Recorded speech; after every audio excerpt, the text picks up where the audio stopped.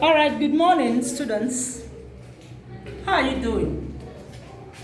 Yes, I know you are very busy at home. I should think you are doing something because you don't just sit in the house thinking that you have been given a holiday and then you won't help yourselves. You know, you are going to write your exams immediately this COVID-19 is over. You're coming back to do your exam. So I encourage you to read your books, study very, very hard. You have your past questions, go through them, and you do yourself a lot of good. So this morning, we have a revision class for SS3 on English language continuous writing. Today's topic, we shall be looking at the distinction between formal and informal letters using their features. Now, we have a lot to cover in our continuous writing aspects.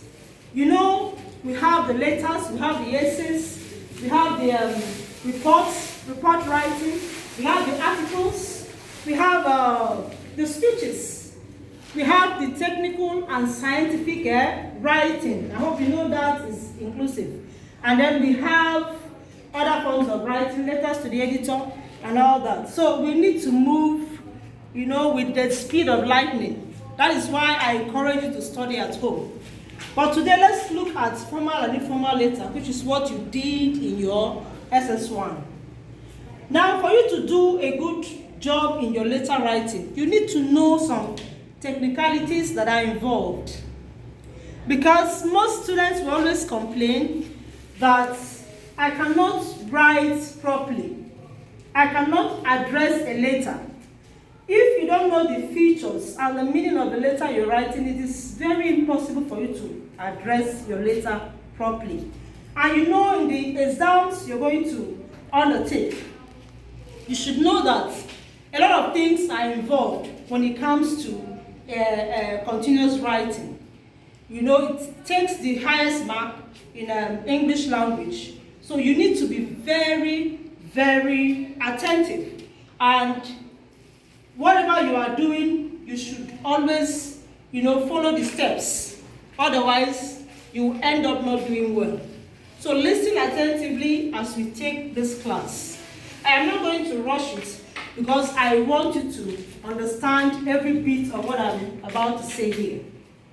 Now, at the end of this by the end of this lesson, you should define formal and informal letters and then differentiate between the two using their features and equally write a good letter. Now, what is an informal letter? Or rather, what is a formal letter? As you have it on the board, a formal letter is a business or official letter written to someone who holds a position of office. It is addressed to that office and not to the individual as a person. So when you are writing a formal letter, always have it at the back of your mind that I am not writing to somebody I know. Even if I know the person, to the point of eating with that person. You know, for the fact that I have made it formal, official, business-like, you know, I should address that person, you know, with the designation he or she is known for in that company or school. So you now come to informal letter. An informal letter is also a form of letter writing that is written to an acquaintance. It could be your father, your parents, your mother, your father, your siblings, you know, brothers, sisters, and all that, your friends and relations. You know, it is an informal letter, and the language is always very informal. You are allowed to use your slangs, you are allowed to use your pet names, you are allowed to use your abbreviations, you are allowed to use your contractions. You are allowed to use, you know, you use words anyhow you choose to, you know, but you will also be very careful, especially when it comes to external exams. Then for the informal letter, the language of expression is formal. There are no use of slangs. You don't use abbreviations. You don't use contractions, can't, won't, didn't. You don't use them, you know. And phrases. Some phrases are not allowed. Most times you say, I want him to follow me, or I want him to go with me. I want him to go with me to the office of the... No, you don't say, I want him to go with me. Say, I want him to accompany me. So use of phrases too are not allowed. Now, let's go over to the difference between formal and informal letter. One of the differences, you know, is in the language, like I told you. This is formal and this is informal. But if you go to the features here, you can see number one, the address of the sender and the address of the receiver in a formal letter. You have two there, the address of the sender and the address of the receiver or recipient.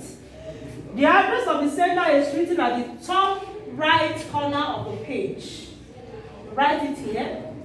Then the address of the receiver is written below, this way.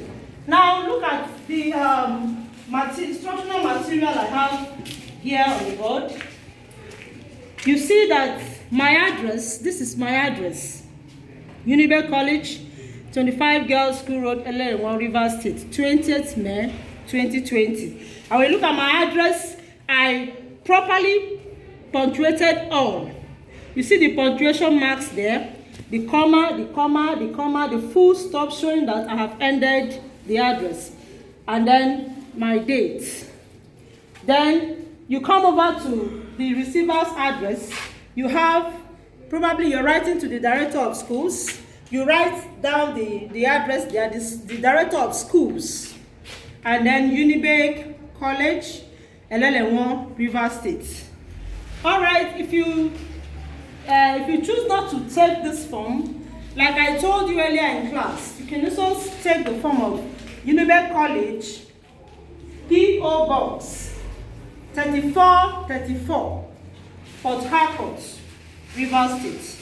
Please do not write P.O. Box 3434 LL1. Why?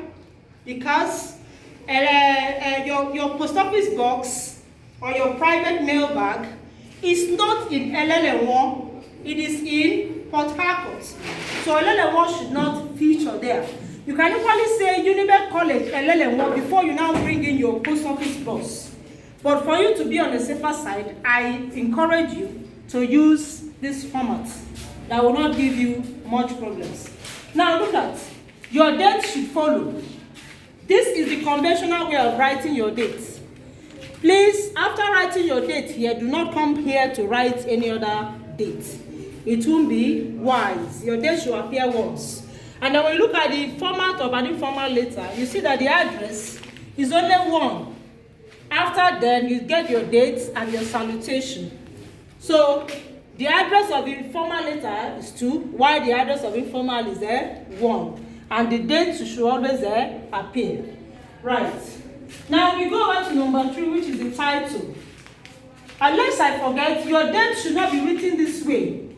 Probably 4th, you write 4th June 2020. This is wrong. Or you write, you make it in this form to look better, you know. It is wrong. Please do not use this. The conventional date is what you have over there. So now let's go over to the title. The title of your letter is required in a formal letter. Just like what I have there on the board. You know, the title of your letter is extracted from the question. From the question, you will extract whatever title you wish to, you know, tag your letter. And let me tell you one good point there. When you are extracting your title, be very careful because your title could be catchy, even to the examiner marking your script. You know, when you have a catchy title, a title that will catch the eyes and the interest of the person, you won't have problem because you will force that examiner to read your piece. And I assure you that person will finish it and give you a good mark. So extracting your title, you should take your time. And it should not be more than one sentence. Now we have an opening remark here, how to open your letter if you wish to. If you wish to use this, it is still okay. Most people have a problem with how to start. How do I start this letter? I forgot something, please. When it comes to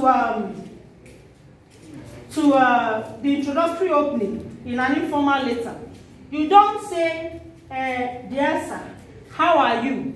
And how are your children? How is work? You don't exchange pleasantries. It's not required in formal letter. You don't do that. Because the person you could be exchanging pleasantries with may not have the time. You just go straight to the aim of writing, the reason for writing. So that the person will have the patience to read your letter. So please do not exchange pleasantries. Don't do that. But in your informal letter, you can exchange pleasantries anyhow you want to. Because that is an informal situation where the person knows you very well and may not complain. But it's a formal letter, and when you are writing, it should be straight to the point. What I have here, I'm writing to the principal of a school, and I'm saying, I wish to congratulate you on your recent appointment as the principal of our great Unibek college. Put your comma. You pause. You have been a blessing to both students, comma, staff, and parents. I continued. Here, if you wish to put a full stop here, you are allowed to. You can put a full stop there, and then you begin the next sentence with a capital letter. Still on that same line, it's not a paragraph.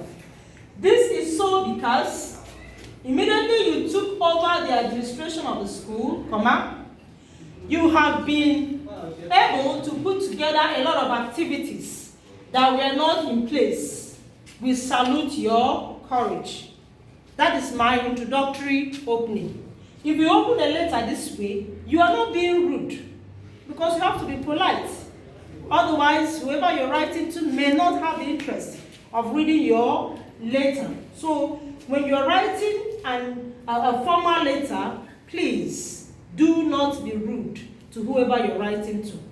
You can decide to start this way. You can also decide to start by telling the person your aim of writing. I am writing with respect to the article, from this particular daily, or I am writing to complain about a particular situation, depending on what you are asked to do in the question. All right, so that is for the introductory opening. If you can open this way, very, very okay. Try and learn your introductory opening and how to enter into your paragraph, your first paragraph. It is important. Then the next thing there is the body of the letter. The body of the letter is where you answer the question. That is exactly where you answer the question that they come up during your exams. And that is why you should read the questions very, very carefully before you attempt them. Now, in the body of the letter, a lot of work is done there. Why? Because that is where you need to bring your points. Your points, you divide them into paragraphs. From one paragraph, you give one particular point, exhaust it there, go over to the next paragraph, give another point, exhaust it there, go to the third paragraph. It is advisable that you give at least 3 points. That will fetch you 450 words if you're able to give 3 points and expatiate on them very well. All right, I have something I wrote on the board there. And I said the outline of a model formal letter with a draft outline on the question. If you're asked to write a letter to the principal of your school on the need to revive some co-curricular activities in the school, that is the title. Write a letter to the principal of your school asking him to help to revive the co-curricular activities that may have run out in the school. You now coin up this title, The Need to Revive Some Curricular Activities in the School. That is a good title.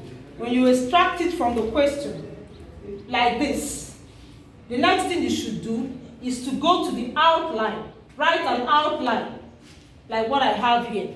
You have the question already, so you now build your outline. And when you are building your outline like this is what I have here. From this particular question now, I have been able to, form this outline. You either do it mentally or you use your pencil and just jot down something. When you jot down something, the reason is because that will guide you in writing, so that you don't repeat one point you have made earlier on, and secondly, you don't jump over. You must follow it sequentially how it's supposed to come. Then, thirdly, it will give your work a perfect finishing. So you just do the outline this way. Number one, overpopulation of students and poor academic background. How does it affect the need to revive extracurricular activities? You explain. The overpopulation of students due to the fact that the federal government have refused to allow people seats for examinations before they are taken in schools. It makes the schools to be crowded, and at that you have people who are their performances are so low, so poor academically. They will join the school and they will join a particular club. And when they join that club, you have to train them. You struggle to bring them up before you now bring them to standard. And most times when they join, they become dormant. They won't do anything, they won't contribute anything. So you explain, as you adjust your point, you explain it. When you exhaust that one, you go over to the second point. Funding of some of the clubs. Some of the clubs require funding. They require funding. You explain why and how they should be funded so that they could be revived in the school. Then you go over to your third point, which is the importance of some neglected co-curricular activities. Why did they neglect them? You let the principal know why they are neglected and what you should do, or what they should do, or what he should do to bring them up again, or to keep them running. So when you have exhausted these 3 points, you see that you are almost going to 450 words, because there's no way you write these things that you will not hit that target. You know why you need to get there? Because if you write below, they can take 400, but not less. You must write something reasonable that can take you that length. It is called content development. In your content development, it is that's the manner they assess letter writing. They look at the content of what you have written. So that content must be equal to what they have. And you must be logical as you are writing. You don't just write because you're asked to write. You have to write the reasons. You have to write the facts. So that is the reason you should jot down your points or your outline before you start writing. So if you have this outline, you develop it. Each point there, you make sure you say things that will equally link you to this title, or they equally answer the question they asked there. All right, so you come over. After that, the body of the letter, same thing applies to the informal letter.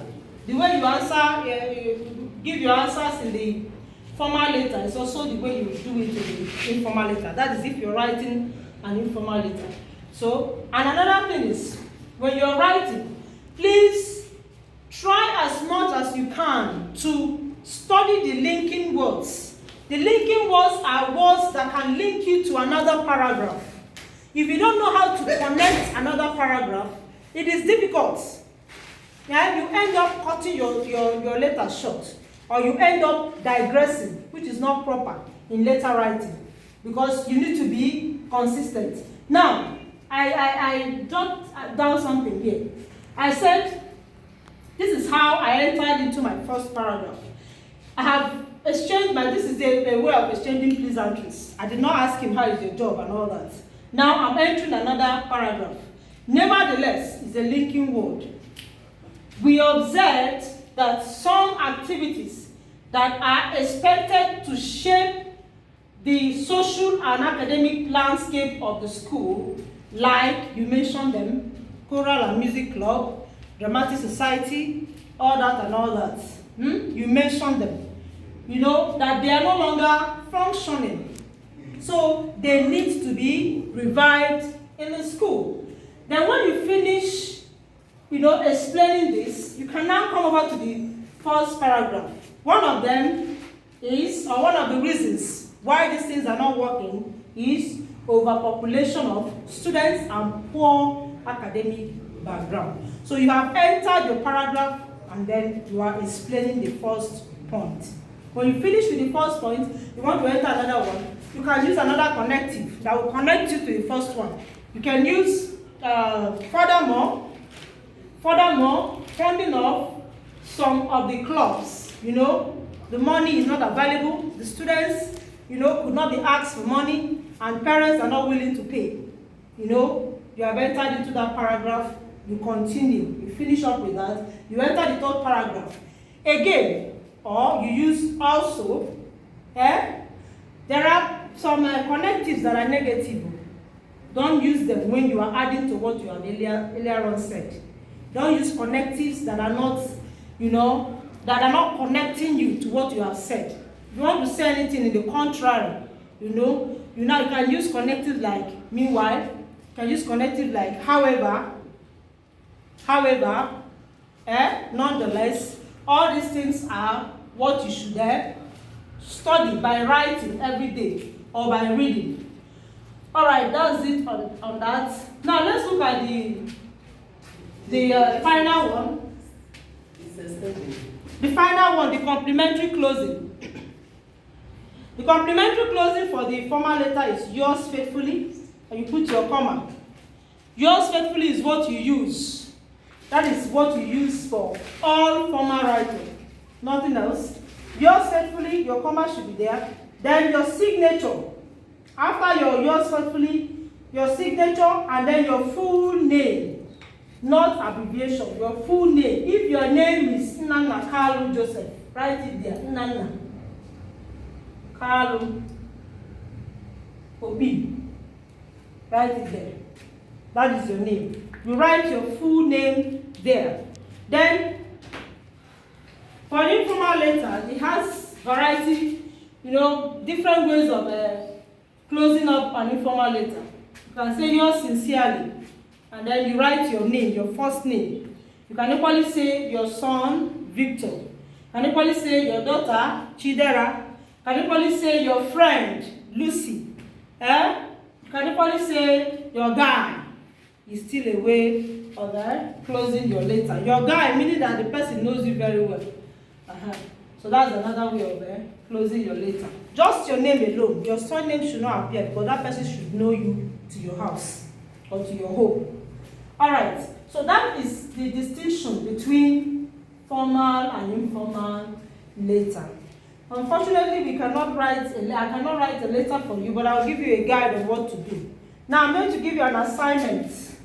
I'm going to give you an assignment, a take-home assignment that you are going to do for me. Please do it and submit it, when we come for the next class.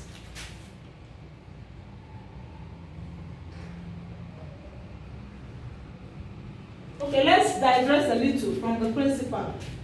Let's write a letter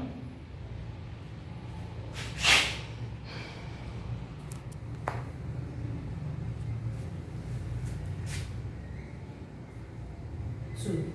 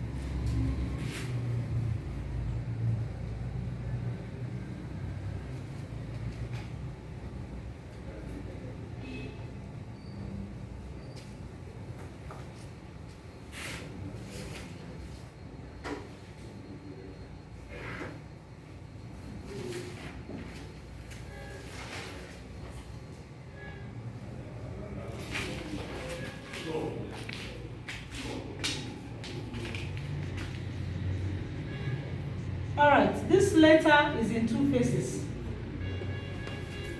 This letter is in two phases. Please, before you start writing, read it properly, extract your title, first of all, then point your outline, write out your outline before you start, so that you don't repeat what you have earlier on said. This letter is in two phases. Write a letter to the PTA chairman of your school, complaining about the lack of suitable ICT facilities needed in the school, and suggesting ways of assisting the management to acquire them. Now, it's in two phases in the sense that you are going to complain and tell the PTA chairman about what you're facing in the ICT lab, the challenges there.